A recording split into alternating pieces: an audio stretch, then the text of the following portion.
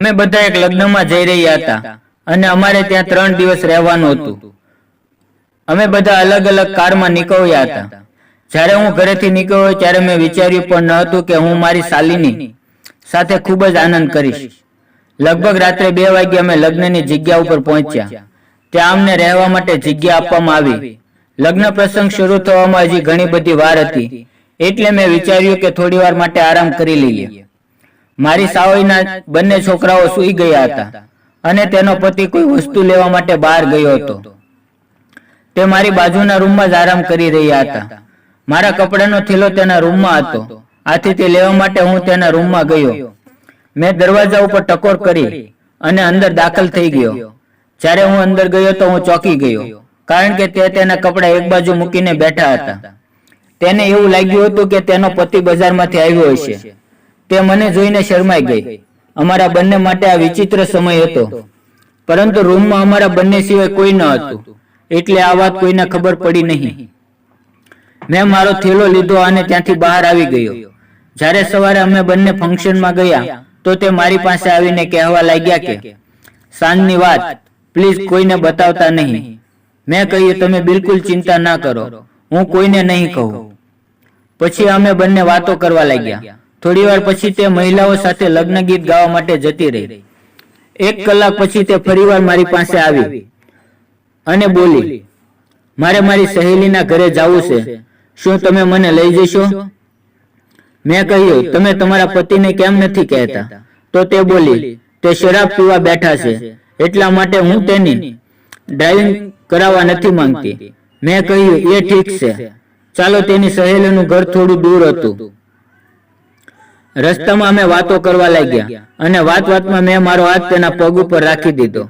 તેણે મને કંઈક ન કહ્યું, એટલે થોડી વાર પછી હું હાથ ફેરવવા લાગ્યો.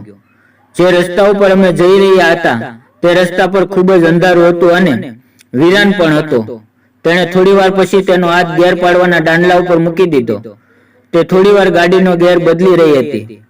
તેણે કહ્યું કે જીજુ, તમારી ગાડીમાં ગેરનો દાંડિયો ખૂબ જ મોટો અને મજબૂત છે, મને ખૂબ જ પસંદ આવી ગયો છે.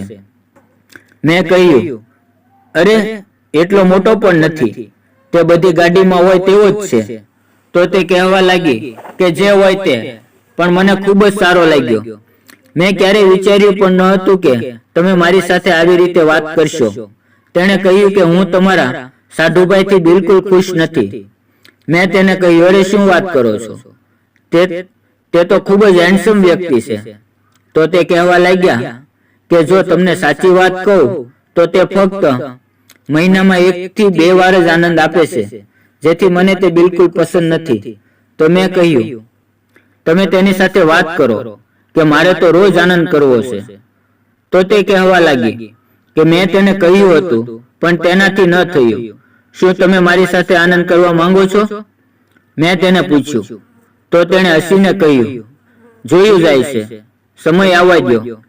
મેં કહ્યું હું રાહ જોઈશ.